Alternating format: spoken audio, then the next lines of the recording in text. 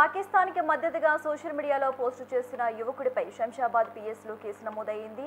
భారత్-పాక్ ఉద్రిక్తతల నేపథ్యంలో ఓ యువకుడు social media వేదికగా పాక్‌కు మద్దతు తెలుపుతూ పోస్టు పెట్టాడు. హైదరాబాద్ శివారు పాలమాకుల గ్రామానికి చెందిన సయ్యద్ ఇక్రముద్దీన్ అనే యువకుడు ఇన్‌స్టాగ్రామ్‌లో పోస్టు పెట్టగా స్థానికులు పోలీసులకు ఫిర్యాదు చేశారు.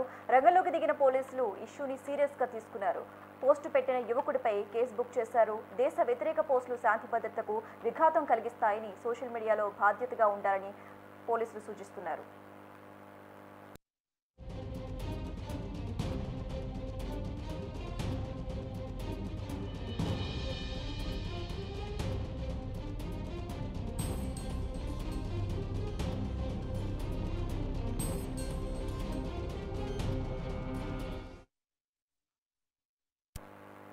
పాకిస్తాన్‌కి మద్దతుగా సోషల్ మీడియాలో పోస్టు చేసిన యువకుడిపై శంషాబాద్ పీఎస్‌లో కేసు నమోదైంది.